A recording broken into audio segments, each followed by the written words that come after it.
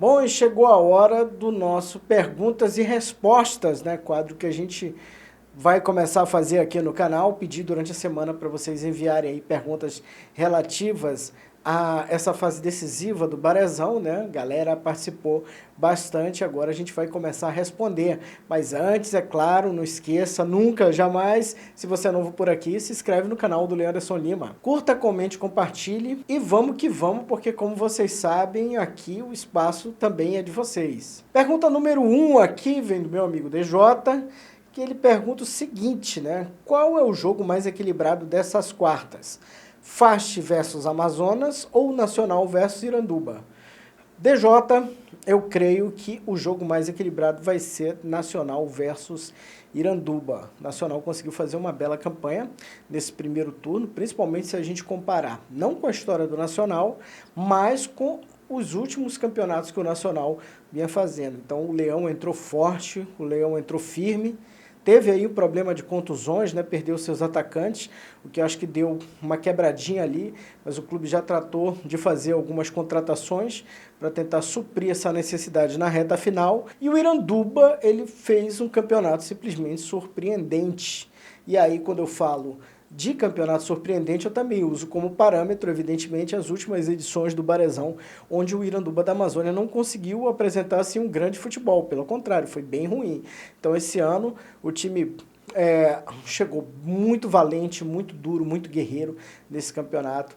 Eu acho assim que das equipes que não eram postulantes ali a esse pelotão da frente, foi o time que mais surpreendeu. Vai ter a desvantagem de não poder jogar no Álvaro Maranhão, a sua casa.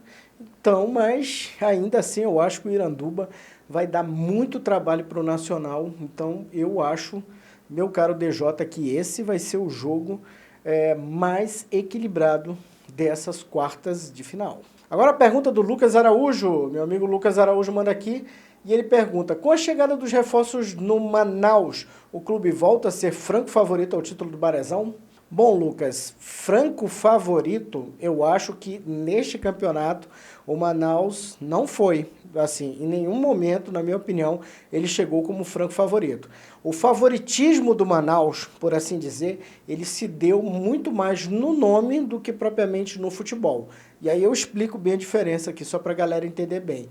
Como instituição, o Manaus é o time a ser batido, é o time que dos últimos 5 campeonatos venceu 4, então é evidente que ele já entra no campeonato com uma moral muito grande, com um nome muito forte, nome muito pesado, mas aí para a gente falar de favoritismo de futebol, isso o Manaus não apresentou nesse campeonato, aquele futebol arrasador, aquele futebol que diz, olha, vai passar por cima de todo mundo, até porque tem uma questão aí que a gente precisa lembrar do Manaus FC, que o Manaus FC desfez o time em relação ao ano anterior, né, o ano passado.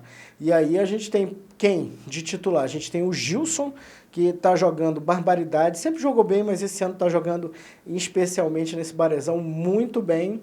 A gente tem aí jogadores que eram da reserva, no caso o Vitinho, o Chan. Então, assim, foi uma mudança muito profunda. Então, o Manaus ele entrava com um nome, entendeu? Nesse campeonato especificamente entrou com um nome, mas foi construindo a sua campanha, tanto que ele não fechou a primeira fase em primeiro lugar, teve alguma dificuldade no campeonato, mas é um time perigosíssimo, é um time que se reforçou nessa reta final e que com certeza vai ser osso duro de roer para todo mundo. Agora, falar em franco favorito, eu não usaria essa expressão. Eu diria que ele entra com o favoritismo natural que o Manaus tem, mas esse favoritismo ele vai ter que provar em campo. Pergunta do Deusimar Ribeiro, ele pergunta aqui, quantos se classificam para a Copa do Brasil e para o Campeonato Brasileiro? Bom, Deusimar, classificam-se para o Campeonato Brasileiro da Série D, apenas 2 equipes aqui. E aí a gente tem, nunca é demais lembrar que a gente já tem o Manaus, que tem uma vaga ali na Série C, então ele não precisa, como já se trata de uma divisão acima, ele já garantiu essa vaga pelo acesso, vai ter que lutar pela manutenção dessa vaga, ou quem sabe lutar até para subir de divisão, aí para a Série B, então de cara o Amazonas vai ter aí 2 vagas para a 4ª divisão. e também 2 vagas para a Copa do Brasil, porque não deixa de ser um belo prêmio aí para os times que chegarem à final do Brasileirão, porque eles vão poder já começar a próxima temporada se planejando. Evidentemente, se não tiver aí um carnaval de dívidas trabalhistas, né, que façam, que obrigue aí um confisco dessa grana, quando essa grana bater lá, como aconteceu aí com o São Raimundo. E aí eu vou agora para a pergunta do Danilo Rocha. O Danilo Rocha pergunta assim: o Nacional tem time para chegar à final e garantir calendário para 2023? Olha, Danilo, eu vou dizer uma coisa para você. Um time muito bem treinado pelo Gilmar Popoca. Agora, teve ali um pequeno problema nessa reta final, que foi ter perdido seus atacantes por problema de contusão. Então, o clube se mexeu, fez algumas contratações, não ajustou ainda, a gente está vendo ali o que ainda falta ajustar nessa semana de treinos e no início desse mata-mata agora, para ver se eles vão conseguir suprir bem essa necessidade. Mas eu acho que sim, eu acho que o time mostrou muita qualidade nesse campeonato. Acho que, repetindo aqui essa informação, essa opinião, né? Mas eu acho o time muito bem treinado pelo Popoca e eu acho que sim, tem condições de chegar.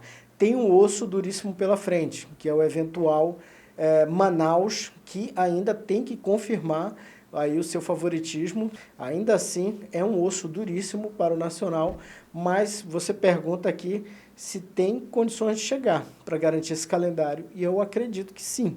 Tem futebol para isso. Agora vai ter aí pelo menos, se passar, evidentemente, do seu primeiro desafio nas quartas de final, vai ter aí que passar por um osso duro também para a semifinal para garantir esse calendário cheio, essa vaga na Copa do Brasil e vaga no Campeonato Brasileiro da Série B. Pergunta agora do seu Laércio Cavalcante, mais conhecido como meu pai. Ele mandou aqui: se Nacional e Manaus avançarem de fase, o próximo confronto direto dos dois, o Nacional continua jogando com a vantagem de 2 resultados iguais ou não? Então, o Nacional sim continua com a sua vantagem, jogando por 2 resultados iguais, né? O Nacional, ele fez 23 pontos e terminou na 2ª posição. O Manaus terminou em 3º lugar, com 22 pontos, ou seja, o Nacional termina à frente. Então, o Nacional tem sim a vantagem dos 2 resultados iguais. Então, o Nacional só perde essa vantagem se, por um acaso, o Princesa do Solimões chegar à final, e se ele também chegar à final, então a vantagem é do Princesa do Solimões, porque o Princesa terminou a primeira fase em 1º lugar e de forma invicta. Cara, esse nome aqui eu não consegui pronunciar, porque o cara usa aqui um código, uma letra aqui no YouTube dele, no e-mail aqui, eu não consegui ver qual é o nome. Mas a pergunta é bem legal, né? Ele pergunta o seguinte: São Raimundo deveria contratar todo o time do Princesa para jogar a Série D ou tentar pescar jogadores que se destacaram no Brasileirão? Bom, primeiro, é evidente que o time do Princesa, completinho ali e treinado pelo Lana, é 1000 vezes melhor do que o time que o São Raimundo apresentou nesse campeonato amazonense. A grande questão é, o São Raimundo tem plata para adquirir isso tudo? Agora é evidente que no melhor dos mundos, o ideal seria montar uma espécie de seleção amazonense, né? Pegar aqueles jogadores que se destacaram no Brasileirão e aqueles jogadores que de repente coubessem no orçamento do São Raimundo e ali pudesse montar realmente um elenco para ser competitivo, para lutar por um acesso. Até porque essa é a última coisa que pode salvar o ano do São Raimundo, uma vez que o rebaixamento já foi confirmado. O Cavalcante me pergunta aqui o seguinte: por que doideira a FAF resolveu rebaixar 4 times, sendo que sobem apenas 2? Série B, segundo ele aqui, é só gasto para os times que não têm ajuda de nada. Bom, para a gente entender essa salada aí de rebaixamento, a gente precisa ver o contexto da pandemia. Quando é que ela começa? Em 2020. Explodiu ali no mês de março para abril de 2020. A gente teve o primeiro campeonato de 20 cancelado. Já no ano de 2021 teve que refazer o campeonato de 20 e na sequência já emendar com o campeonato de 21. E aí você tinha uma situação de indefinição financeira das próprias equipes, né? Muita gente não sabia se ia ter condições de levantar recursos para poder disputar o campeonato. Enquanto isso, a Série B continuou rolando, né? E aí as equipes foram subindo, aí decidiram não rebaixar ninguém. O próprio FAST ficou sem disputar o campeonato de 2021, para poder focar na Série D. Então, assim, houve meio que uma anistia ali por parte da Federação Amazonense de Futebol. Só que isso aí foi fazendo o negócio inchar ali na primeira divisão, né? Então, chegando aí a essas 12 equipes e a necessidade de se fazer o rebaixamento de 4, porque aí você vai ter 2 equipes subindo com a Série B deste ano e aí você fica com 10 equipes. Então, teve que fazer todo esse corte aí para poder deixar o negócio mais organizado. Mas essa aí entra na conta da pandemia, galera, que realmente bagunçou geral o negócio. E vamos encerrar aqui com uma última pergunta, falando aqui do Princesa dos Solimões. Quem enviou foi o Nelson Andrade. O Nelson pergunta aqui o seguinte, né? O Princesa foi vice em várias ocasiões. Me parece que não é o que podemos chamar de time de chegada. Oi, deu uma provocada aí no Tubarão. Leanderson, você acha que mesmo terminando a primeira fase de forma invicta, o Princesa pode chegar ao título? Pergunta aqui o Nelson Andrade. Nelson, eu acho que de todas as edições dos últimos campeonatos, pelo menos de 2017 para cá, eu te digo que esse é talvez o campeonato mais imprevisível que a gente tem do futebol amazonense. E tem uma coisa ali, o Lana, ele gosta muito de jogar com regulamento debaixo do braço. Quem conhece a carreira dele sabe disso, sabe que as equipes que ele monta, né, ele faz ali o ferrolho do Lana, faz aquela coisa ali, prepara o time para aguentar a saraivada, para jogar pelo que precisa. E uma coisa eu acho que a gente não pode deixar de falar, o Princesa não perdeu de ninguém nesse campeonato.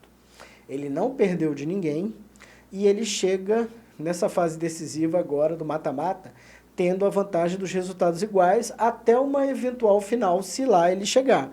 Então, eu acho que não dá para realmente a gente descartar a possibilidade que o Princesa tem aí de sair da fila, de voltar a conquistar um campeonato que ele não conquista desde 2013. Aquela final épica lá em Manacapuru, conquistada nos pênaltis em cima do Nacional. Então, dadas as características do time, de poder realmente se defender muito bem, de não perder, então eu acho que o Princesa não deve ser subestimado jamais. Conseguiu fazer um campeonato brilhante. Agora, claro, a gente também tem que falar sobre o outro lado.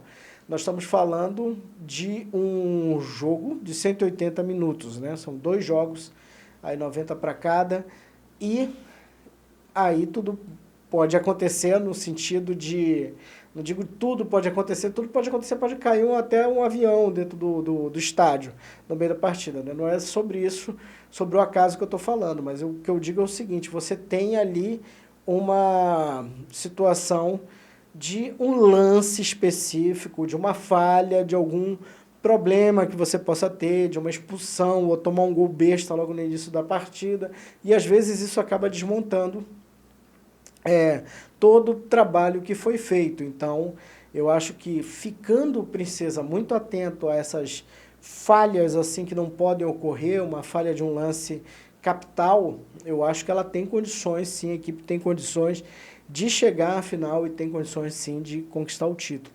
É preciso jogar cada partida de forma muito atenta, de forma muito segura. E os times do Lana são muito focados nisso, né? São equipes muito cerebrais.